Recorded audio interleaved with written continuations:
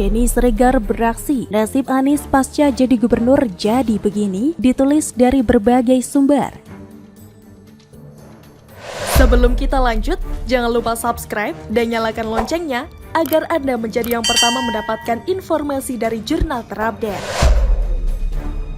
Masa jabatan Anies Baswedan sebagai gubernur DKI Jakarta tidak akan lama lagi segera berakhir. Anies pun tak ada tanda-tanda ingin mengendorkan kerjanya jelang lengser dan fokus pada penyelesaian programnya. Seiring dengan mendekatnya masa tuntas Anies Baswedan gubernur ini, eskalasi serangan kepada Anies mulai meningkat. Bahkan isu penjagalan Anies untuk maju di Pilpres 2024 sempat menghebohkan masyarakat. Denny Siregar yang memang sedari dulu mengambil posisi sebagai pendukung petahana Ahok yang juga dikalahkan oleh Anies Baswedan di Pilkada DKI Jakarta 2017, ikut melontarkan kritik kepada Anies.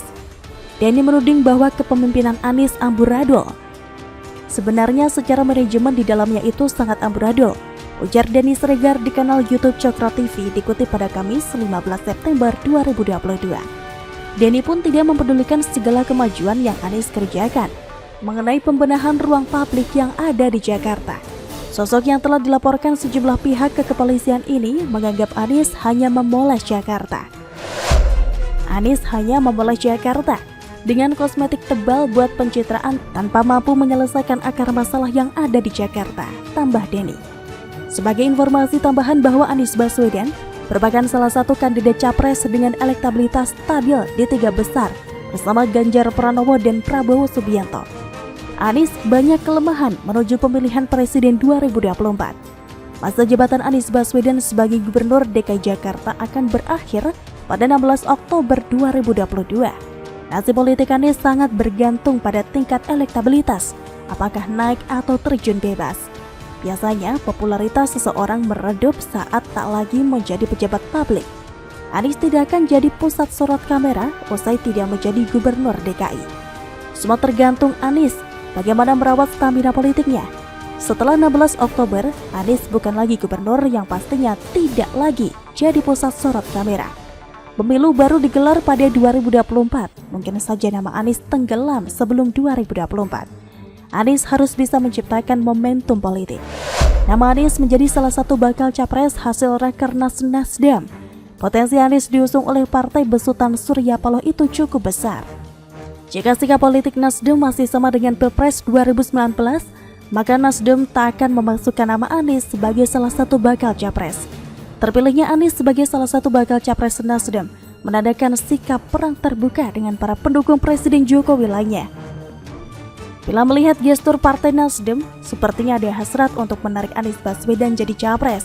Hal ini dibuktikan dengan hasil Rakernas beberapa waktu lalu yang memasukkan nama Anies Baswedan sebagai kandidat capres bersama Ganjar Pranowo dan Jenderal Andika. Tetapi sikap Nasdem ini masih belum paten. Segala kemungkinan bisa saja terjadi.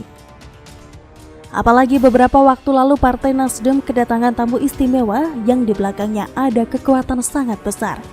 Tamu tersebut adalah putri mahkota dari PDI Perjuangan sekaligus Ketua DPR Puan Maharani. Kedatangan Puan untuk menjalankan tugas dari Megawati melakukan safari politik, menjajaki kemungkinan terjadinya koalisi. Sikap Surya Paloh begitu baik menyambut Puan bahkan dengan merangkul segala. Rangkulan ini tentu saja Anies harus mencari atau menunggu poros mana yang akan meminangnya. Poros PDI Perjuangan dan Partai Gerindra hampir tidak mungkin menarik Anies, sedangkan poros KIB cukup sulit juga. Anies harus mampu meredam hasrat Partai Golkar untuk mendorong ketum mereka Erlangga Hartarto jadi capres. Apakah Anies akan mampu maju sebagai capres atau takdir belum mengizinkan? Kita lihat saja nanti. Bagaimana menurut Anda?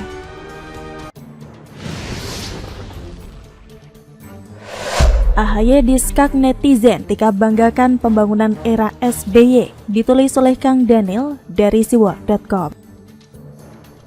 Sebelum kita lanjut, jangan lupa subscribe dan nyalakan loncengnya agar Anda menjadi yang pertama mendapatkan informasi dari jurnal terupdate.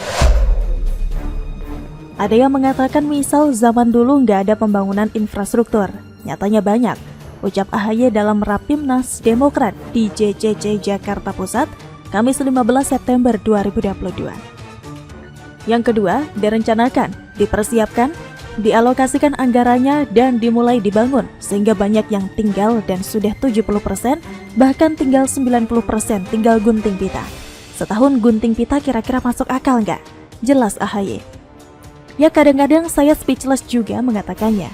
Tapi kenapa sih kita tidak kemudian mengatakan terima kasih telah diletakkan landasan, telah dibangun 70%, 80% sehingga kami tinggal 10%, tinggal gunting pita.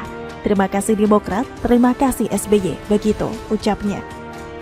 Itulah cuplikan pernyataan AHY pada saat Rapimnas Demokrat yang diselenggarakan di JCC Jakarta Pusat pada hari Kamis 15 September 2022. Saat itu AHY membanggakan pencapaian pembangunan infrastruktur pada pemerintahan SBY yang katanya mencapai 70-80%. Bahkan ada sudah mencapai 90% dan tinggal gunting pita saja. Namun tidak ada apresiasi sama sekali kepada SBY, bahkan tidak ada ucapan terima kasih. Kita bisa memaklumi pernyataan dari AHY ini, karena bagaimanapun juga Partai Demokrat perlu sesuatu untuk dibanggakan. Apalagi pada saat ini, elektabilitas Partai Demokrat semakin nyungsep. Jadi perlu sesuatu untuk membalikan keadaan. Jika segala cara sudah dilakukan dan tidak membuahkan hasil, ya mau tak mau harus membanggakan kinerja SBY, walaupun kenyataannya tidak sesuai dengan klaim dari AHY. Siapapun tahu jika pembangunan infrastruktur zaman SBY banyak yang mangkraknya daripada yang berhasil diselesaikan. Contohnya proyek Hambalang yang penuh dengan korupsi dan akhirnya menjadi sebuah proyek yang terbengkalai serta menjadikan Hambalang sebagai sebuah monumen peringatan akan kegagalan pemerintahan SBY.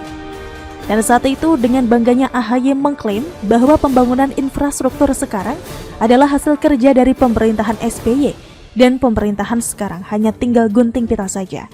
Namun semua orang juga tahu bahwa klaim dari AHY ini hanya sebuah halusinasi yang tidak mendasar.